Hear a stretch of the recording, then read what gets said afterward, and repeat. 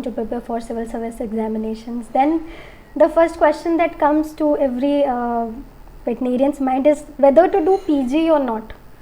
So how did you get on this? How you decided that okay, I have to leave my PG for this, or I have to not leave PG?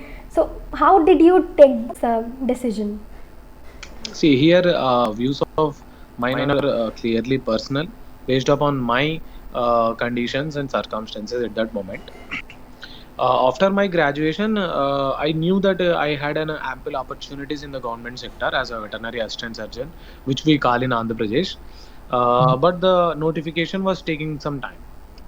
So I had a little confidence in me that as there is no examination here for a VS, but there is a seniority GO here, and also seniority plus the marks that you get in graduation.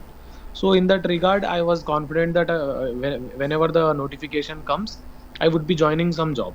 That is the government job, which we many of the veterinarians, I could not say everyone, but most of the veterinarians aspire for veterinary officer or veterinary assistant surgeon for that matter.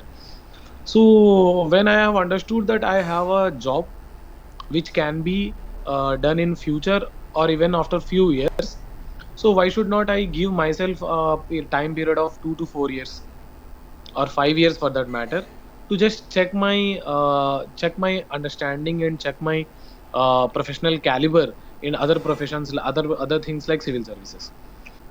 So post graduation was not on my mind, and when we were discussing as a friends, we few of my friends also even suggested that for post graduation, that too to get in a very desirable college and desirable department, it usually takes a time period of 2 to 3 years to complete the course, because sometimes our college graduation ends at some time period, ICAR exam is at another time period, and somewhere we could not manage, and sometimes it takes 2 to 3 years.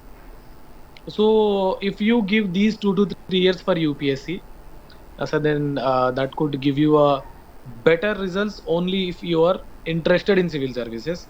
And I'm not here saying anything about the very profession where the research and development is the need of the hour. For the ones who are interested in the veterinary, in the core veterinary sciences research, I would always suggest them to go for post graduation, PhD, and even the higher education. But if you are firmly interested in the civil services, you can do this.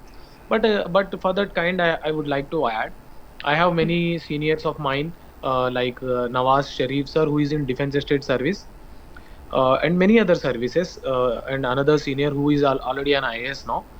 These people have done preparation while continuing the post graduation.